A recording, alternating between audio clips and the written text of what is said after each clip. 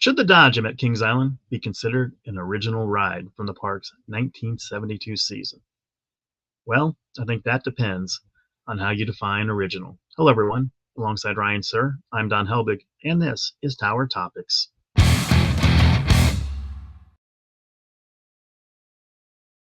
Tower Topics is a podcast by Kings Island fans for Kings Island fans, because that's who we are and that's who we care about. It's kind of like, Ryan, do you have a girlfriend? And I'm like, it depends on how you define girlfriend. Right?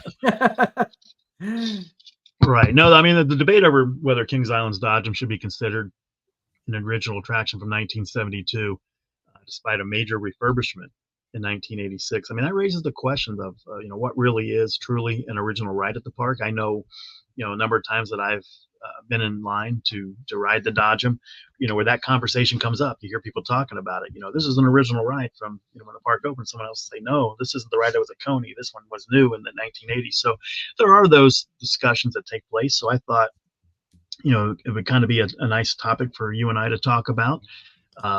It also is, a topic that I wrote a blog. I wrote a piece about it for Theme Parks by Don, and there's a lot of different ways to look at it, Ryan. There certainly is. So, in 86, Dodgem underwent significant changes, a new building, new ride vehicles, and located to a different area of Coney Mall. These updates mean that the ride today shares only its name and the basic bumper car concept with the original 1972 attraction. The original experience structure and vehicles were replaced, and the change in location further complicates the claim that the ride is the same ride that opened with the park. I mean, here's the thing. I would see an argument for this if it was like a Ship of Theseus thing where, bumper cars go bad. So, they replace 3 here and 3 there. And, by the time it hits 2024, all the cars have been replaced. But this was all done at once. So I almost can't buy the argument. Everything was totally new. I mean, there was nothing retained from the original when this was, but they used the word refurbished for 1986. I mean, it was all brand new. So I think from an historical and technical standpoint, the 1986 refurbishment, it suggests that's not entirely accurate to label the Dodgem as an original 1972 attraction, which the park does. They say they got 11 original rides. To many, the extensive updates could mean that it's more of a new ride. Not new anymore, but new in 86 that continues the legacy of the original. Yeah, it all depends on perspective. I can see from a marketability standpoint, if you look on the park map, 1972, there's a Dodgem. It's bumper cars. You look on the park map, 2024, Dodgem, bumper cars. You look on any park map in between, it's the same thing. So I understand the logic in it. But yeah, from a technical standpoint, that's not the same ride.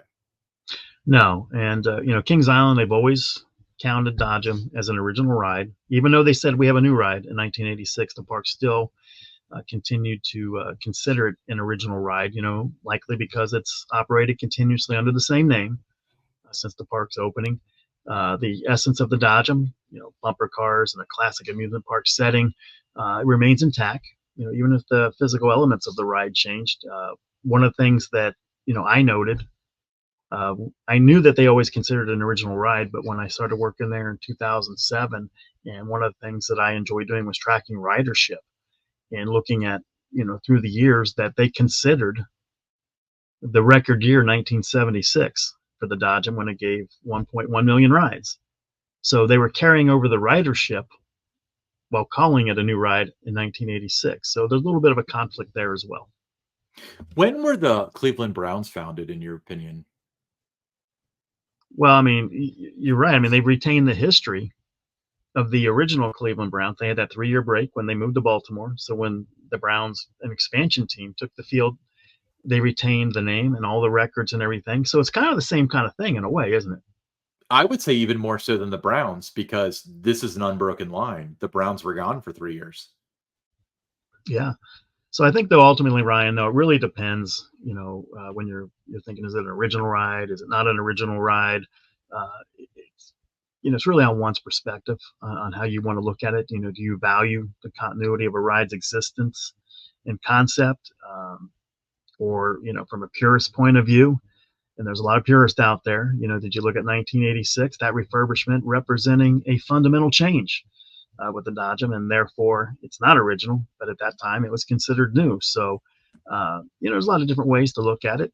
Some people listening to this episode are going to say, "Who cares? It's just a fun ride." But I think you hear those conversations, and that's one of the great things about you pick any ride in the park. Just having those different conversations about them, their history and all of that. So that's what makes it fun. Yeah, I would argue that anybody that listens to this podcast that says "Who cares" is like not the right demographic to be listening to this podcast because this is right up our alley. Well, if you say "Who Ultimately, cares," you care because you listened to the podcast and you were, right? you cared enough to make a comment, right? So those people Yeah, are always the ones that, I always laugh about when they're like, "Who cares? Nobody cares." Yeah, you do care because you took the time out to respond to it.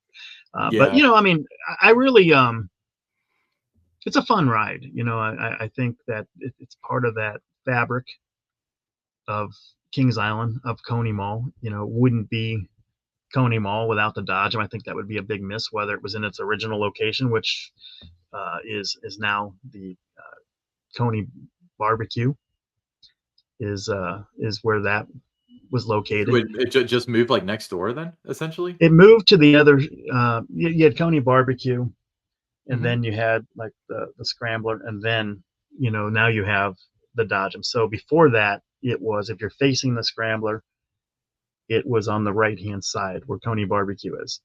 It was Okay. right there. You had other things in that building. When the park first opened, you had Cuddle Up was in there along with the Dodgem. So it was like a long building, but it had Oh, it was different that components to building. it. Yeah, it had It different components to it. So it had, um, there was the games, there was a gift shop, there was soundtrack, there was all these different kind of things that were in there. But they moved it to the other side of the Scrambler, brand new building and everything for it.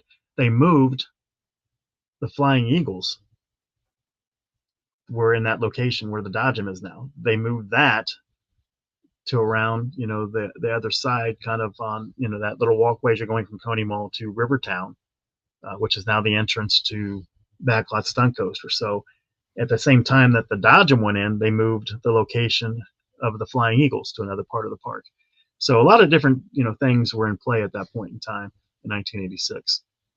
Yeah, and if you want a reference point for a lot of these things, watch the Brady Bunch episode of Cincinnati Kids because you can see like the Flying Eagles and Oh you yeah. see something in the background, like maybe the racer or something where it's not There's where you remember it being, yeah, well, you see the Eiffel Tower, in the background, and you also see what's now that drink refill, location, which at that time you used to be able to get like ices, or not ices, whatever you call those. Isn't like wasn't it burgers or something for a while? Am I wrong about That that? was down there. That was down now where you have Jukebox Diner. That was Okay. it was a burger place down there. But um, yeah, I mean, you would get it wasn't ices, but it was the other thing. It's got like little frozen ice, ice with the, Like I'm talking about, Slurpees or Slurpee, something like that. Yeah, it had those kind of I'm things with so not popcorn a fan up of like next. cold sweet things that I don't. I hate ice cream. I hate Slurpees. I hate slushies. I hate them all. Anyway, Yeah, but uh, no, but I mean that's where it was. But I mean, we want to know what you think. This again, it's a podcast for Kings Island fans, and we want to know yeah, what you think. Should Kings Island's let me Dodgem know. be considered an original 1972 attraction, or does the 1986 refurbishment did that mark the beginning of a new ride? So we want to hear your thoughts. Leave it in the comments. Or is it a new ride with an asterisk like Barry Bonds' hitting record? Don, tell us about the t-shirts. T-shirts, Tower Topics T-shirts, comes in a Carolina blue color, any size that you want. Just $22. That includes shipping. And once we get your order, you've purchased it. It'll be shipped in a matter of days. And if you connect with us by sending us a direct message on our X, which is Tower_Topics, we will send you the QR code to make that transaction through Venmo. And it's always great to see Tower Topics shirts, out not just at Kings Island, but out in the community. Yeah, $22 including shipping. Heck of a deal. We'll be right back with the listener questions. All right, first listener question. Barry H. from Fort Mitchell, Kentucky. Big fan of the pod. Who plays you guys when Hollywood makes a movie about the Attractions Group podcast? Now, I'm going to modify this a little bit. I get to The choose who Attraction Group plays podcast? you. Yeah, Or is he talking about Tower Topics? So the no, attraction group. he's asking about the attractions group pod. I've never heard Okay. of such a show, but I guess like I think that the Tower Topics. Well, no, the attractions group would probably be make for a better movie because it's more versatile than this. But Yes. um, let's. How about you choose the actor for me and I choose the actor for you? Okay. God, for you, I'm going to. Can I look up the name real quick? Yeah, yes, please. I know exactly who you're going to pick. By the No, way, you don't. yes, I I do. guarantee you don't. I'll tell you if you're right or you're wrong. No, no, no. Oh, wait a minute. Hold on. My phone always wants to stick. It's Stick. Yeah, do the words, and it kind of wants to put like 15 words in instead of one letter. You've had that problem, I think. Uh, yeah, when I'm in a scramble sometimes. Um, go with okay. This is gonna stun people, but Neil Flynn.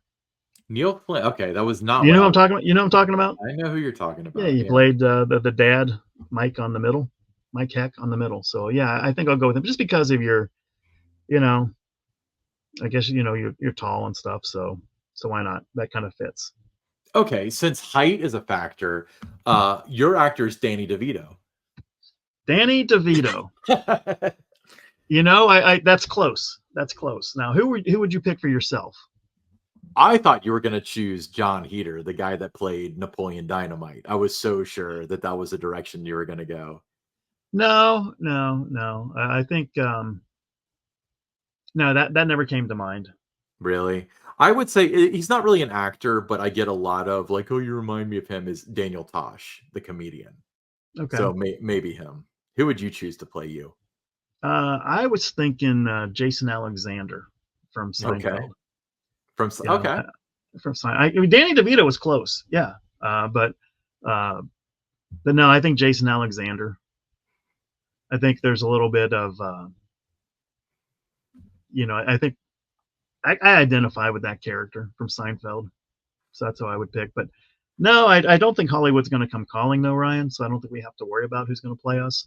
It'll have to be an independent film, so it'll be filmed in Toronto. Yeah, while we're on the subject of actors, I have a question for you, Ryan. I thought about this today, Yeah. and I don't know why he came to mind, but Steve Martin. Hmm. Steve Martin as an actor, do you have him as overrated or underrated? I would say I would say he's perfectly rated. I mean, he's pretty renowned and he's a very good actor. So I wouldn't necessarily say he's underrated, but I don't. There's a bad connotation to overrated, implying that I don't think that he's worthy of the praise that he gets for his work. What do you think? I think he's brilliant as an actor. I think he's as talented as anyone out there. I think some of the roles that he's had kind of, makes people not take him as serious as you might as an actor. But I've been watching Steve Martin, different shows and movies and that since, the mid '70s. And I've always thought, his work was really good. So I'm going to go with, I think he's underrated. All right. You know, we have another listener question to answer before you We start do. answering more questions. All right, go ahead. Lois B. from Milford, Ohio. If you could choose to work at any dining location at Kings Island, which one would it be and why?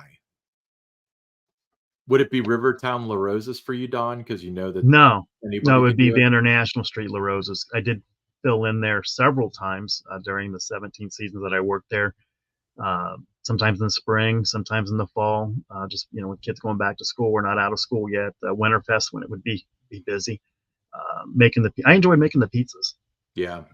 And I think during my times working at La Rosa's there, you probably got more cheese, more sauce, more pepperoni than you get at any other time because I made sure that I loaded it up. But no, I'd pick that because I just really enjoyed working there. I did other food places, helped out there.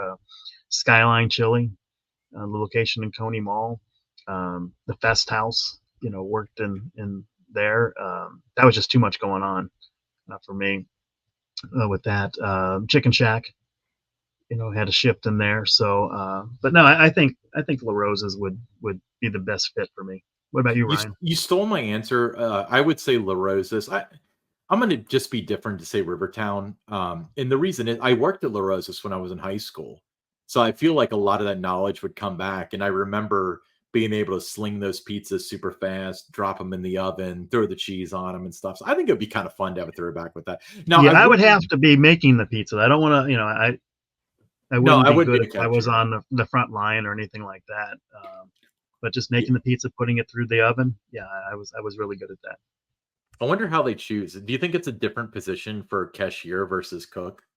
Like, is do they I hire don't them know. I mean, they differently? kind of sometimes they rotate it around. I mean, I've seen people that that are making the pizza one day, next day they're on the front line, next day they're the register and that. So I think it moves around. But I worked at Domino's Pizza in Oh, that's yeah, 1988, but you were a 1989 for a delivery short time. driver, right? I delivered, yeah, and made pizzas and delivered, but I wasn't taking the orders over the phone or any of those kind of things. So I learned how to make pizza toward the end of my time there, but really enjoyed just that environment. I mean, being a pizza delivery person, you wouldn't think it'd be fun, but I'd listen to sports talk radio at night or the Reds game or college football games on the Saturdays. So it was a lot of fun. One of my favorite jobs I ever had.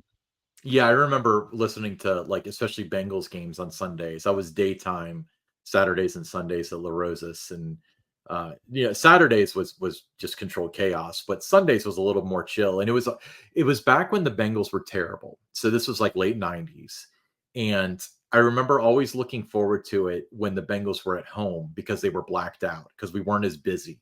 When they were on TV, we were more busy, but for me, we would listen to it on the radio, so I got to hear it no matter what, Oh yeah. you know? But okay. We've equated everything about Kings Island with football this whole night. Do you realize that? It's been quite an evening. It has been.